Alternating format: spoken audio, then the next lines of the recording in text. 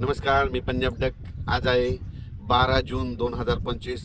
तर मी माझ्या शेतामध्ये आम्ही 10 तारखेला पेरणी केली आणि काल देखील पाऊस पडला आणि राज्यात देखील खूप ठिकाणी पाऊस पडला. तर आज 12 जूनला माझ्या शेतामधून मी अंदाज देणार आहे.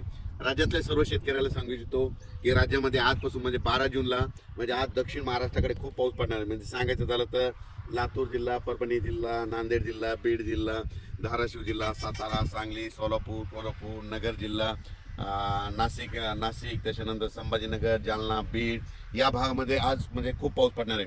म्हणजे सांगायचं झालं तर 12 जून, 13 जून, 14 आणि 15मध्ये दक्षिण महाराष्ट्र, मराठवाडा आणि पश्चिम महाराष्ट्र, कोकणात खूप पाऊस पडणार आहे. पण हे पाऊस पडत असताना 12, 13, 14ला विदर्भात देखील पाऊस पडणार आहे. त्याच्यानंतर म्हणजे बुलढाणा, अकोला, अमरावती, त्याच्यानंतर जळगाव, धुळे, नंदुरबार, त्याच्यानंतर नाशिक, बुलढाणा, वाशिम, हिंगोली, यवतमाळ या भागात देखील, नांदेड या देखील 12 म्हणजे आजपासून बऱ्याच ठिकाणी पाऊस पडणार आहे म्हणून हा अंदाज लक्षात येतं. मग सांगायचं झालं तर आता विदर्भाकडे जाऊ.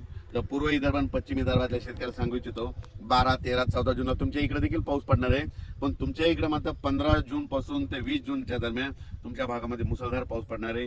ठिकठिकाणी जोरदार पाऊस पडणार आहे. ओढे नाले वाहणारा पाऊस पडणार आहे म्हणून हा अंदाज लक्षात येतो. पूर्व आणि पश्चिम विदर्भात म्हणजे 11 जिल्ह्यामध्ये यामध्ये म्हणजे आज 12 पासून देखील पाऊस पडणार आहे.